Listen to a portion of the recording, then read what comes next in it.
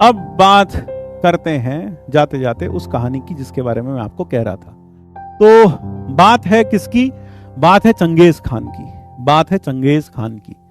एक समय की बात है, चंगेज खान अफगानिस्तान में था और वह अपनी सेना के साथ एक जंगल के किनारे एक पड़ाव, टेंट वगैरह लगा के, तंबू लगाकर वहां अपनी सेना के साथ दूसरे देश में हमला करने के लिए वहां अभी स्थित था। ठीक है, जंगल के साथ। अब चंगेज खान को शिकार करने का बहुत ज्यादा शौक था और शिकार करने के लिए उसके पास एक फैल्कन था। फैल्कन समझते हो ना? हाँ, चील जैसा है ना, चील लगभग। तो एक फैल्कन था उसके पास। फैल्कन की खासियत क्या होती है कि फैल्कन को लेदर का एक कवरिंग रहता है हाथ पर, और उस लेदर के कवरिंग के साथ अगर आप अपना हाथ बढ़ाते हो तो वो फैल्कन क्या करता है, फैल्कन आपके हाथ पर आकर बैठ जाता है, अगर वो पालतू फैल्कन है तो, है ना।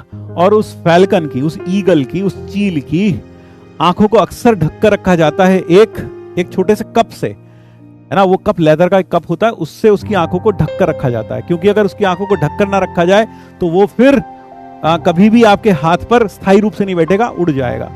तो कप को उसकी आंखों पर रखा जाता है ताकि चील की आंखें कवर्ड रहें, वह उधर उधर ना देख सके, उसे लगे चारों तरफ अंधेरा, इसलिए वो उड़ने का कोई प्रयास ना करे। ठीक है भाई? हाँ, तो पता है ये बात। तो चंगेज खान की बात चल रही है। चंगेज खान एक जंगल के बिल्कुल पास में अपनी सेना के साथ रुका हुआ था। एक दिन उसे लगा कि यार शिकार पे चलना चाहिए, शिकार करने का बहुत शौक था। तो शिकार करने के लिए गया। वो अपनी सेना के कुछ जो अच्छे योद्धा थे उनको ले गया और खुद साथ में चला गया शिकार करने के लिए। अब शिकार करने के लिए वो जंगल में खूब अंदर तक घूमता रहा अपने सब लोगों के साथ। उसने अपना जो पसंदीदा पालतू चील था उसको भी उड़ाया। उसके आंखों पे से वो जो कैप थी, जो कप जैसा चीज थी, उस कप जैसी चीज को हटाया और उसने उस फैल्कन को उड़ने दिया। क्योंकि फैल्कन की प्रॉपर्टी क्या होती है, वो उड़ता है और ऊपर से जाकर नीचे कहीं खरगोश दिखाई देता है, कोई छोटा सा डियर दिखाई देता है, तो उस पर झपट्टा मारता है और उसको वहां पकड़ लेता है नीचे जमीन पर। और वो इतनी ऊंचाई पर उड़ता है कि उसे नीचे जो इंसान की आंख नहीं देख सकती, वो उस फैल्कन की आंखें देख सकती हैं। तो इसलिए लोग फैल्कन के जरिए शिकार करते थे। चंगेज खान भी वही कर रहा था। तो वह फैल्कन को लेके गया, है ना, और साथ में सिपाहियों को लेकर गया। बहुत देर तक वो पूरे जंगल में घूमते रहे और साथ में वो फैल्कन को उसने उड़ा भी दिया। फैल्कन भी पूरे जंगल के चक्कर काट रहा था, लेकिन उसको कोई शिकार नहीं मिला। फिर क्या हुआ? फिर उसके बाद चंगेज खान निराश होकर वापस लौट आया। अपने सब पूरी सेना के साथ जो भी लोग गए थे वापस लौट आया। लेकिन रात में क्या, उसका मन नहीं लगा। उसे हार कहीं से भी मानना मंजूर नहीं था, उसे हारना मंजूर नहीं था। तो उसको रात को नींद नहीं आ रही थी। तो फिर वो रात को घोड़ा लेकर साथ में अपने उस पसंदीदा या पालतू चील को लेकर फिर दोबारा से जंगल में गया और फिर से शिकार करने के लिए एक बार फिर से प्रयासरत हुआ। अब वह जंगल में खूब देर तक घूमता रहा, लेकिन अब की बार भी उसके हाथ निराशा लगी। उसे कुछ नहीं मिला, उसने बाज को भी उड़ाया, उसने हार पीट कर जैसे पूरा जंगल छान मारा, उसे कोई भी शिकार नहीं मिला। उसने आखिर में जंगल में घूमते घूमते इतनी गर्मी में उसे बहुत प्यास लगी। अब जब बहुत प्यास लगी, लगभग वो एक तरीके से बेहोशी की हालत में हो गया। उसको सामने एक पहाड़ से थोड़ा सा पानी टपकता हुआ दिखाई दिया, है ना, थोड़ा सा पानी टपकते हुए दिखाई दिया। उसको लगा कि यार पानी तो उसने आसपास बहुत छाना मारा, कहीं पर भी कोई नदी, कोई नाला ऐसा कुछ नहीं मिला जहां से वो पानी पी ले। तो लेकिन पहाड़ में सामने थोड़ा सा पानी रिस रहा था, तो उसको कैसे पिए, थोड़ा पानी को इकट्ठा कैसे करे। तो उसको आइडिया है, उसने क्या किया, अपनी चील का जो आंखों पर टोपी लगी थी, जो कप लगा था, वो निकाला और उससे पानी भर लिया। अब जैसी कप निकाला, चील एकदम उड़ गई। अब उसने पानी भरा, धीरे धीरे करके 5-10 मिनट पानी भरता रहा, तब जाके एक घूंट पानी इकट्ठा हुआ। और जैसी वो पीने लगा, तभी चील ऊपर से उड़ती हुई आई। उसका जो पालतू चील था वो उड़ता हुआ आया, उसने उस पर झपट्टा मारा और वह कप गिरा दिया। अब उससे बहुत गुस्सा आया, दिल तो करा तलवार लेके अभी इसकी गर्दन काट दूं, लेकिन उसका पालतू चील था। उसको लगा नहीं यार, ऐसा तो नहीं कर सकते।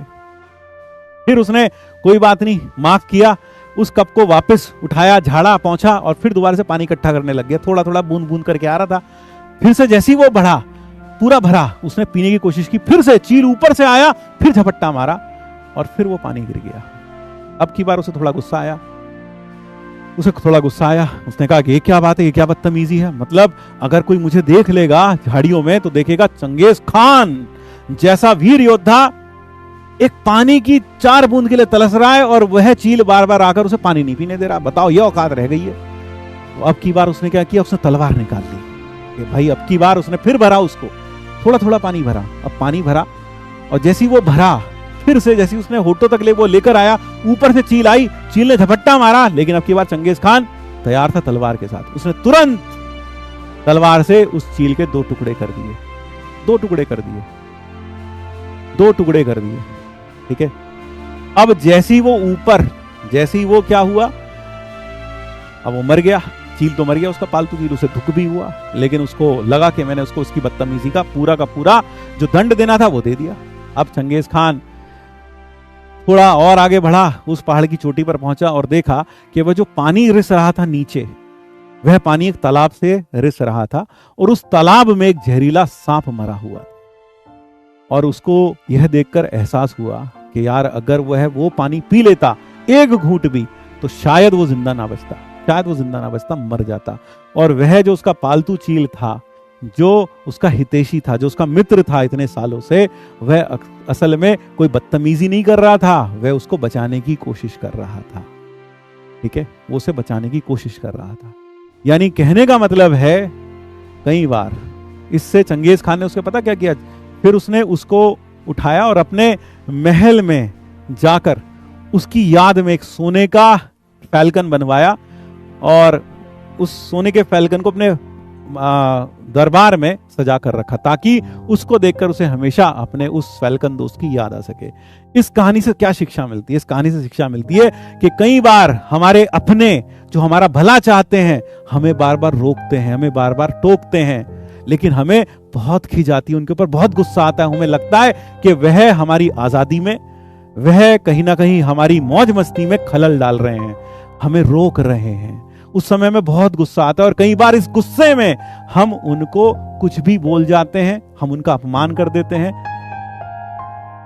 लेकिन वही काम चंगेज खान ने किया। वो चील उसको बार बार रोक रहा था, उसका अपना था। इसी तरीके से हम लोग, टीचर लोग, पेरेंट्स, आपको दिन रात टोकते हैं, आप है ना, दिन रात टोकते हैं। आपको भी बुरा लगता होगा, आपको बुरा लगता होगा कि रोज हमें क्यों उपदेश देते रहते हैं, क्यों पढ़ाते रहते हैं, क्यों बोलते रहते हैं, क्यों एक्सटेंड करते रहते हैं, क्या मिलेगा इनको, गुस्सा आता होगा।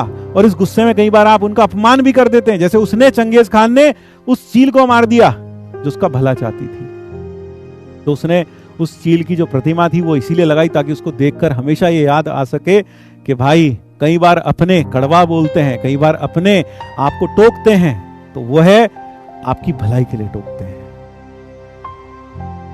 कई बार आपकी भलाई के लिए टोकते हैं। मैं सही बता रहा हूं और ये रियल स्टोरी है। ठीक है, हाँ, यह रियल स्टोरी है।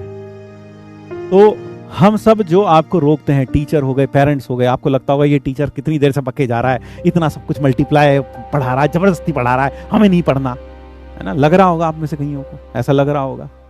लेकिन बेटा सच मानो, है ना, हम वो चील वाला ही काम कर रहे हैं।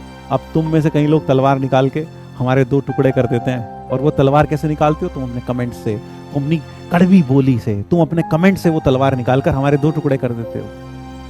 तो बेटा सोचो कभी, ये चील झपट्टा क्यों मार रही थी बार बार, टीचर बार बार क्यों समझा रहा है, क्यों बार बार कहता है पढ़ाई करो? कुछ तो कारण होगा, क्योंकि जब अपने टोकते हैं तो बुरा लगता है, लेकिन उसका टोकना, उसका रोकना आज समझ में नहीं आता, बाद में समझ में आता है। चंगेज खान को भी तब समझ में नहीं आया जब उसने तलवार से उसके 2 टुकड़े कर दिए, थोड़ी देर बाद समझ में आया जब उसने उस तालाब को देखा। तो वही बात आपके ऊपर भी लागू होती है। जय श्री कृष्ण, राधे राधे।